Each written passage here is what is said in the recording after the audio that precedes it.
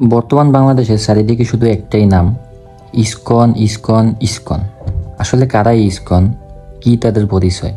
ISKCON মূলত দাবি করে তারা হিন্দুত্ববাদী একটি সংগঠন, কিন্তু সনাতনী অনেক বড় বড় নেতারা ইসকনের বিরুদ্ধে হিন্দুদের বারবার সতর্ক করেছেন। এই সংস্থার প্রধান কার্যালয় ভারতে হলেও এর জন্মস্থান কিন্তু ভারতে বা হিন্দুস্থানে নয়। এই সংস্থা মূলত 1966 সালে অভয় চরণাবিন্দু ভক্তি বেদান্ত স্বামী প্রভুতাপ প্রতিষ্ঠা করেছিলেন, যেটা প্রতিষ্ঠিত হয়েছিল আমেরিকার নিউ ইয়র্ক শহরে। তাদের মতে ইসকনের প্রধান কাজ হলো পুরো পৃথিবীর মানুষ যেন কৃষ্ণের নাম জপে। তাদের মতে এই নাম জপলে মানুষের মনে কৃষ্ণের প্রতি প্রেম, চিন্তা, শ্রদ্ধা প্রতিষ্ঠিত হয়, যার ফলে মানুষের মনে নাকি সুখ আসে। এই লক্ষ্যেই তারা মূলত এই সংগঠনটি শুরু করেছিল। কি এসব কথা শুনে মনে হচ্ছে না যে খুব ভালো একটা সংগঠন? কিন্তু আসলে না। তাদের প্রাক্তন কিছু অনুসারীর মতে তারা এতটাই নিকৃষ্ট, এতটাই খারাপ পন্থা অবলম্বন করতে পারে যা একটা সাধারণ মানুষের চিন্তাভাবনার বাহিরে। তাদের প্রাক্তন অনুসারীর মতে তারা মানুষকে নির্যাতন করা, মানুষের কাছ দিয়ে টাকা নেওয়া, শারীরিক ও মানসিকভাবে মানুষের উপরে অত্যাচার করা, নিয়ম শৃঙ্খলার নামে এই জিনিসগুলো তারা মানুষের সাথে করে আসছে। এবং এটা একদিন দুই দিন না, ধর্মের নাম করে বারবার মানুষের উপরে এরকম অত্যাচার নিপীড়ন তারা চালিয়েছে।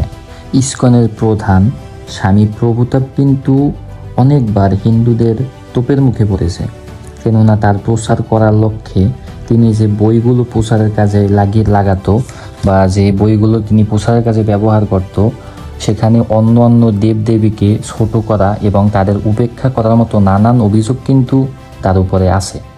ইসকন চালিত স্কুলগুলোতে শিশুদের ব্রেন ওয়াশ করা, তাদেরকে আটকে রাখা এবং তাদের উপরে মানসিক ও শারীরিক অত্যাচার করার বিভিন্ন নজির কিন্তু পাওয়া গেছে, যেটা আমরা উইকিপিডিয়ায় একটু সার্চ করলেই দেখতে পাই।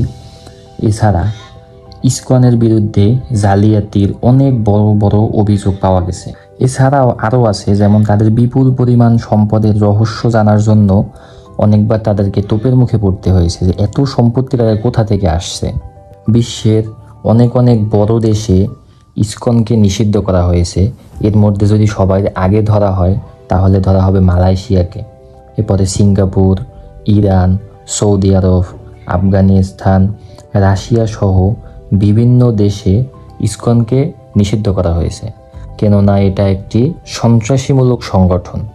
এছাড়া আরও কিছু দেশে ইসকনকে একেবারে সম্পূর্ণ বাতিল করে না দেওয়া হলেও তাদের বিরুদ্ধে কড়াকড়ি নজর রাখা হয়েছে, যেমন Kazakhstan, Afghanistan, Indonesia, Australia, New Zealand ইত্যাদি। এর মধ্যে উল্লেখযোগ্য অস্ট্রেলিয়া এবং নিউজিল্যান্ড এদেরকে আংশিক বন্ধ করা এবং এদের উপরে কড়া নজরদারি রাখার কারণ হিসাবে বলেছেন যে এরা অনুসারীদের সম্পদ আত্মসাৎ করে এবং সেই অনুসারীদের উপরে শোষণ নিপীড়ন চালায়। এছাড়া তারা আরও বলেছেন যে এটা শুধু ধর্ম নয়, এটা একটা ব্যবসায়িক সংগঠন। এছাড়া ভারতের কিছু কিছু রাজ্যেও ইসকন নিষিদ্ধ আছে, কারণ সনাতনীরা মনে করেন হিন্দুত্বের সাথে ইসকন সংঘর্ষিক। অনেকে মনে করেন এটা সংস্কৃতি ভারতের সংস্কৃতির সাথে কোনো মিল নেই, কারণ এটার যে প্রতিষ্ঠাতা সে চার্চে পড়াশোনা করছে এবং অনেকে এটা নিয়ে বিভিন্ন মতবাদ দেয়। যেমন কিছু কিছু মতবিদরা মনে করেন যে ইসকন ইহুদি পরিচালিত একটা সংগঠন। সনাতনী বড় বড় নেতৃবৃন্দর সাথে ইসকনের সাথে অনেক মতবিরোধ লক্ষ্য করা যায়। ইসকন মূলত হিন্দুবাদী উগ্রপন্থী রাজনৈতিক আদর্শ প্রচার করে অত্যন্ত সূক্ষ্মভাবে সাম্প্রদায়িক অস্থিরতা তৈরির জন্য চুপচাপ কাজ করে যাচ্ছে, যার সব থেকে বড় হুমকি বাংলাদেশ। ইসকন 1972 সালে তাদের প্রথম মন্দির তৈরি করে বাংলাদেশে, যা বর্তমানে প্রায় প্রতি জেলায় পাওয়া যায়। এছাড়া ইসকন হিন্দুদের মন্দির দখল করে উগ্রপন্থীভাবে সেটিকে পরিচালনা করার চেষ্টা করে। বাংলাদেশি অনেক বড় বড় সনাতনী নেতারা ইসকনের বিরুদ্ধে কিন্তু হিন্দুদেরকে অনেকভাবেই সতর্ক করেছেন। তারা মনে করেন ইসকন হিন্দুদের জন্য একটা আতঙ্ক। কেননা ইসকন যেখানেই যায় সেখানেই তারা মন্দির দখল করে এবং দাঙ্গা হাঙ্গা তৈরি করে। সেই মন্দিরের জমির মালিককে ভয় দেখিয়ে হোক বা যেভাবেই হোক, যে কোনোভাবেই তারা ওই মন্দিরের জায়গাটা দখল করে। এরকম অনেক নজির পাওয়া গেছে। মুসলিমদের যেমন বড় শত্রু ইসলামের নামধারী জঙ্গি, তেমন হিন্দুদেরও বড় শত্রু এই ইসকন। সম্প্রতি একজন বাংলাদেশি আইনজীবীকে খুন করে ইসকনের কিছু উগ্রপন্থী নেতারা মিলে, যে কারণে ইসকনের একজন নেতাকে গ্রেফতার করা হয়। এছাড়া এর আগে এরকম অনেক খুন বা অনেক জমি দখল, অনেকের বিরুদ্ধে মামলা এরকম দেখা গেছে। এখন প্রশ্ন হলো, ভারত কেন এই উগ্রপন্থীদেরকে বাংলাদেশের জেল থেকে ছাড়ানোর জন্য এত চেষ্টা করতেছে?